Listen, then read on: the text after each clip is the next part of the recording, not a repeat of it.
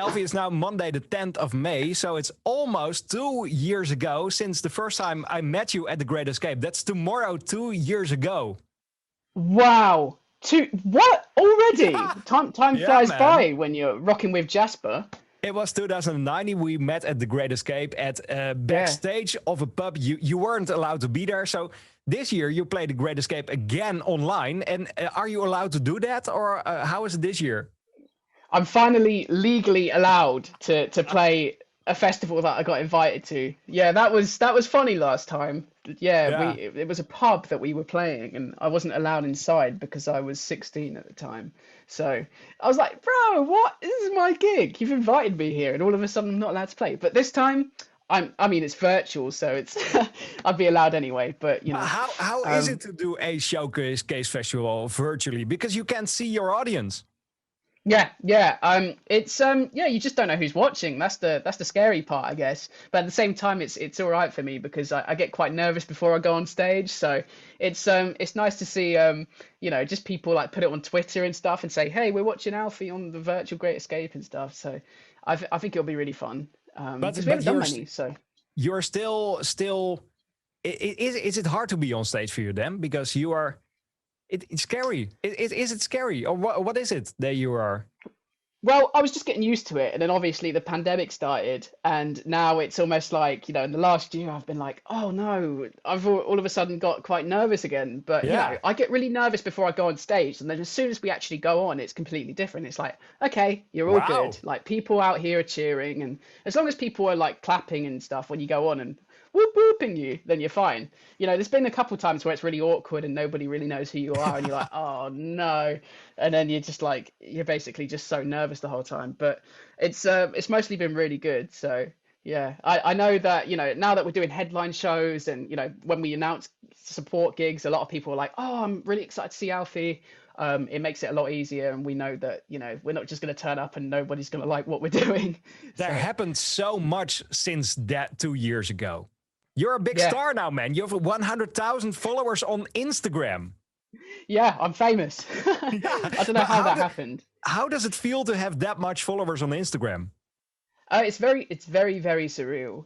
It's nice because the good thing about that is that actually I have a really good engaging fan base. It's not Yeah. like there's just 100,000 followers and they're not like talking or DMing me. I got plenty of people that come to me every day and are really supportive and say, I've just become a fan of your music and I love these songs, can't wait to hear more. So it's a really great platform for just talking to new people that have found your music in some way. Who is your most famous follower at the moment? Oh, it is. I don't actually know. I think Jedward's up there. Wow. Who else is following me? There's oh, I forgot his name. There's a bunch of really famous people. Declan McKenna follows me, which is cool. Bieber Doobie. These are all my mates though, so it feels Yeah. weird saying it. Yeah, But I yeah. think my biggest follower is like Vivo or something. But yeah. Adam Lambert. That's it. Adam Lambert wow. follows me. Yeah. So when is the Alfie Templeman Adam Lambert collaboration coming up?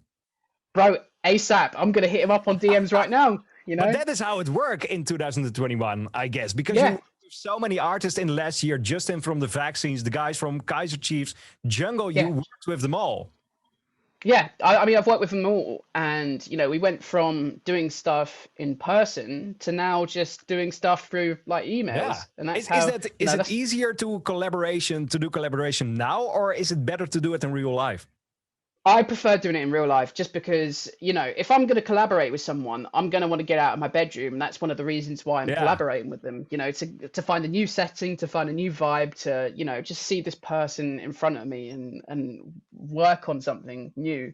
So when you're doing it at home, there's nobody that's motivating me to just keep going. When you're in a room, it's like, okay, I've got to make a song now. Like we're here. I'm not just going to stand still and not do anything. Whereas over here, I could just get back into bed, fall asleep, and then just forget to do it. So I much prefer actually going in on going and making a song in person. Is it already allowed to do that in the UK right now? Yeah, things are getting better. So yeah, it looks like I'm planning a few sessions. Like I'm gonna go see Justin from the Vaccines pretty soon. You know, we're gonna do some more work together and just work on a bunch of new stuff. You know, now that the mini album's kind of about to go out there, and Yeah. you know that's you know that chapter's finished. So now it's time to kind of put together a couple albums. I guess I've got a lot of material at the moment. So You write 3,000 songs a year, you told me once. yeah, well, that kind of slowed down last year, but we're getting there again. It's getting, you know, and a lot of the songs that I told you about sucked. So it's good to, you know, the stuff I'm making now is actually decent. So, well, I think we'll soon see. You'll probably interview me in like 3 years, and I'll be like, nah, that stuff's rubbish. I hate it. But we'll see. What I like about your music is that it changes constantly. It develops to a next level every time, and you are going through a lot of genres on this mini album as well. And I saw somewhere that you would love to make a heavy rock album as well. Oh yeah, 100%. Like a prog rock kind of record eventually would be awesome. Because I'm inspired by like Todd Rundgren, who's great for like he makes a pop album, then he'll make a prog rock album, and I love that kind of thing, just going all directions. So you know, I'm up for anything. Are you already working on that, on a guitar album? Yeah.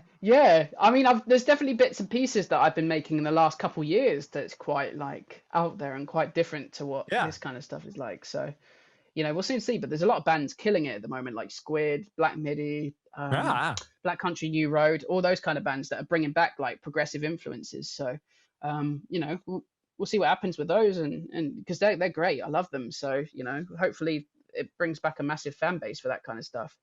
And there is a lot happening in the indie scene in the UK, because a lot of indie albums are ending up in the top 10 of the UK charts.